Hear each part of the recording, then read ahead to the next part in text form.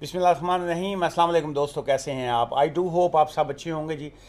This is कैसर बारी from बारी law associates. आज का जो हमारा इमिग्रेशन टॉपिक है जी, जिसके ऊपर मैं आपको बेसिक इन्फॉर्मेशन देना चाह रहा हूँ। And bear in your mind is not a legal advice. Legal advice के लिए मैं ऑलवेज़ यही कहता हूँ कि जो है आप हमारे ऑफिस से रब्ता करके अपनी अपॉइंटमेंट बुक कर सकते हैं। और उसके बाद जो है हमारा जो हेल्पलाइन नंबर है उस पर आपको टेक्स्ट करना है। ये बहुत से लोग जो हैं डायरेक्ट उस पर कॉल करते हैं, फिर बाद में कहते हैं जी आप लोग कॉल नहीं उठाते, फ़ोन नहीं उठाते, तो हमारी अपॉइंटमेंट नहीं होती। सो हम बार बार हर वीडियो, कोई सी भी वीडियो आप उठा के देख लें, हर वीडियो में ये कहा होता है कि टेक्स्ट कीजिए। पता नहीं हो टेक्स्ट ਨੂੰ ਤੁਸੀਂ ਕੀ ਕਹਿੰਦੇ ਹੋ।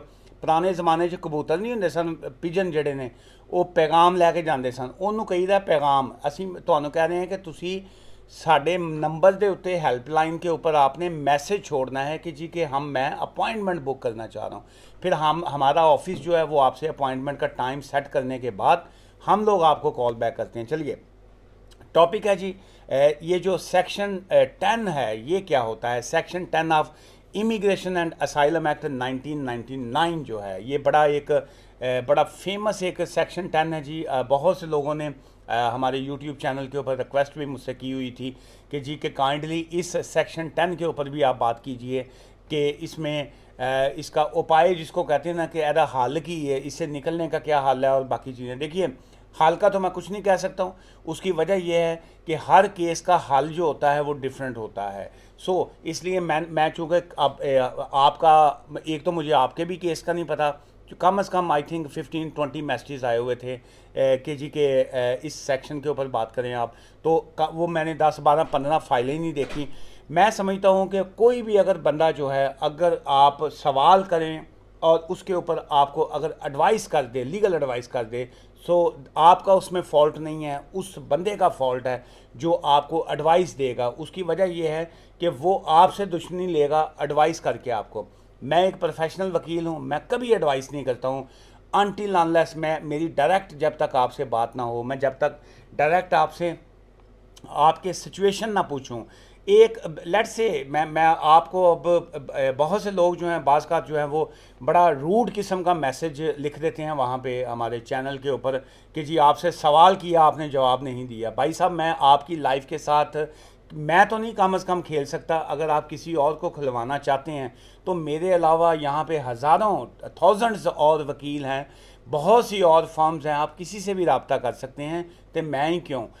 इसलिए आप ये देखिए, आप बैठे हुए हैं घर के अंदर, आपने एक डॉक्टर को कॉल की, मुझे जी फलां बीमारी है, वो की करेगा ਤੁਹਾਨੂੰ ज़्यादा तो ज़्यादा ਤੁਹਾਨੂੰ अगर कब्रिस्तान का वो नंबर दे दे कि जी फलां कब्रिस्तान से दफन कर लें अपने आप को, तो वो बिल्कुल ठीक होगा। इसके अलावा अगर आप इलाज की बात करेंगे कि वो आपका ट्रीटमेंट करे, तो वो ट्रीटमेंट आपका नहीं कर सकता जब तक वो आपकी मेडिकल हिस्ट्री ना देखे, जब तक वो आपकी बीमारी ना देखे, जब तक वो आपके टेस्ट ना करे। ये क्यों, कोई भी आपकी प्रॉब्लम होता है तो क्यों कहते हैं जी आप ब्लड टेस्ट दीजिए, आप अपने एक्सरे करवाइए, अपने आप फलां जो टेस्ट हैं वो करवाइए।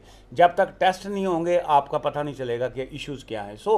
मैं अब आपकी फाइल ही ना जब तक मैंने देखी हो तो मैं वो आपको कैसे मैं कहूँगा जी हाँ जी ਤੁਹਾਡਾ है मसला आया तुम इंज कर लो, क्यों ऐसे करें। आज एक भाई साहब का एक मैसेज था, मैं तो भाई कहूँगा क्योंकि ख़ानदानी आदमी हूँ, मैं हमेशा हर बंदे को कोशिश करता हूँ मैं तमीज़ से ही बात करूँ। लेकिन कई लोग ऐसे फजूल होते हैं कि बाज़ का बंदे का दिल नहीं भी कर रहा होता इज़्ज़त करने को, लेकिन मजबूरी ये है कि अच्छा नहीं लगता मुझे कम से कम जो है। उनका मैसेज था जी, हमारे मैसेज के ऊपर जो हमारा हेल्पलाइन नंबर है, कुछ सवाल डायरेक्ट छोड़ दिया उन्होंने कि जी इसका जवाब दें। अब वो हमारी टीम जो है एडमिन टीम, चूँकि मेरे पास तो नंबर होता नहीं, उन्होंने उनको रिप्लाई दिया कि जी के जो you need to book your consultation, आप वी चार्ज कंसल्टेशन फ़ीस, आप जब की अपॉइंटमेंट बुक होगी then we will call you back. उन्होंने आगे से कहा मैं तो जी पिछले साल आया था वहाँ पे, 1 साल पहले मैं आया था, तो मैंने वो बारी साहब से मैंने फ्री अपॉइंटमेंट ली, फ्री मतलब उनसे मुलाकात की, मैं 1 घंटा तक 1 आवर तक मैं बैठा रहा, मुझे उन्होंने फ्री एडवाइस किया, सारा कुछ किया, तो अब आप क्यों पैसे मांग रहे हैं, फ़ीस क्यों मांग रहे हैं। अब आप खुद ही देखिए, जितने लोग इस वक्त देख रहे हैं, मैं कुछ इसका फ़ैसला नहीं करूँगा क्योंकि हो सकता है वो भी साहब देखते हों ये वाली वीडियो। अब आप खुद ही फैसला करें कि जो है अब इसमें मैं अगर वो लफ्ज़ वो जो पाकिस्तान के हमारे एक पॉलिटिशियन हैं, वो कहते होते हैं जी कि कोई शर्म होती है, कोई हया होती है।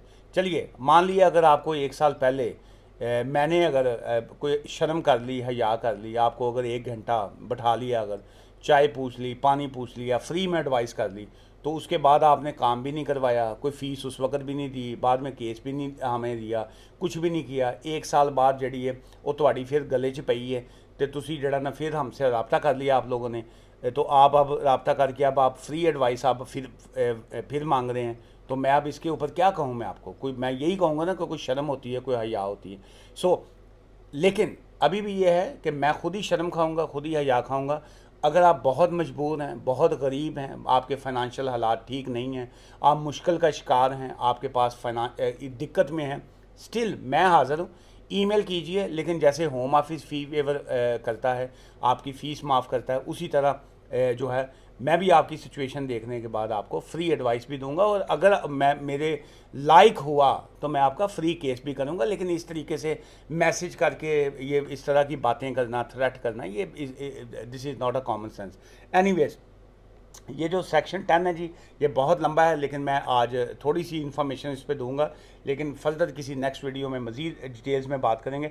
इसमें होता क्या है कि अगर आप जो है ये under the section 10 of immigration and asylum act 1999, person who is not a British citizen, जो कि जिसके पास ब्रिटिश सिटीजनशिप नहीं है, may be removed. May be का वर्ड है, वो ये नहीं कह रहे कि मस्ट बी रिमूव्ड। मस्ट होता है जब आपको लाजमी रिमूव किया जाए, वो they are not saying must, they are saying may be, हो सकता है कि हम आपको रिमूव करें in accordance with the direction from the immigration officer. Immigration officer जो होते हैं, जो बॉर्डर एजेंसी में काम कर रहे होते हैं, जो होम ऑफिस में काम कर रहे होते हैं, वो बाकी he does not observe a condition of his leave to enter, कि जब आपके पास यूके में एंटर होने की आपके पास वीज़ा ना हो, रिमेन और remains beyond the period of A limited leave. इसका मतलब ये होता है जी कि आप यूके में विदाउट वीज़े के एंटर हो रहे हैं, या बहुत से लोग, जैसे फॉर एग्जांपल किसी के पास प्री सेटलमेंट वीज़ा है और वो उसने यूरोपियन के साथ शादी की, अब वो यूरोपियन उसकी जो है वो बेगम उसकी नस गई है, भज गई है, छोड़ गई है, वो गायब हो गई है, मिस्टर इंडिया बन गई है, कुछ भी हुआ, अब वो उनके साथ नहीं है। अब वो वापस आते हैं साहब, बॉर्डर पे उनको वो स्टॉप कर लेते हैं कि जी कि आप बेगम से बात करवाइए जी अपनी, कि वेरी योर मिसिस।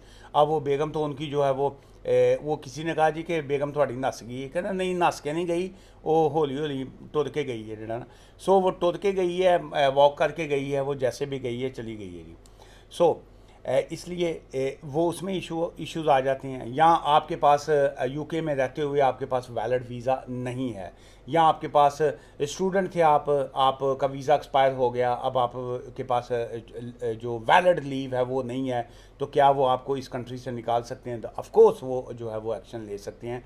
सो ये बहुत से और इसमें एलिमेंट्स आ जाते हैं जो अंडर सेक्शन जो है वो उसमें कवर होते हैं। He belongs to a family of a person being removed under this section 10 जो है, इट इज़ एन ऑफेंस, जो है ये एक जुर्म जिसको कहा जाता है ऑफेंस, नोइंगली, जानते हुए, ओवरस्टेयर और अदरवाइज, कि आपको पता है कि जी कि मैं स्टूडेंट था, मेरा वीज़ा कर्टेल हो गया हुआ है, मैं जो स्पाउस वीज़े पे था, मेरी वाइफ ने मुझे छोड़ दिया हुआ है, वो तलाक ले रही है, वो डिवोर्स ले रही है, या उसने मुझे घर से निकाल दिया है। या बहुत से लोग मुझे बात कर, मुझे बड़ा अजीब सा लगता है, वो कहते हैं जी साडा वीज़ा तो जड़ा ना जी वो कार्ड शो करता है जी, वो तो 2025 तक है, लेकिन हम यूनिवर्सिटी नहीं गए, हम कॉलेज वहाँ पे नहीं गए, हम कॉलेज नहीं गए, हमारी अटेंडेंस शॉर्ट है, हमने फ़ीस नहीं पे की। अच्छा, कई लोग कहते हैं मैं तो स्पाउस वीज़े पे आया था, मेरा वीज़ा तो अगले साल तक जारी है, 24 तक का है जी, 31 दिसंबर 2024 तक का मेरे पास कार्ड है, लेकिन मेरी बेगम कहती है कि तू दफ़ा हो जा करो, बाहर जाके गड्डी च सोया कर, घर आके सोई ना मैं। लेकिन मेरा वीज़ा वैलिड है।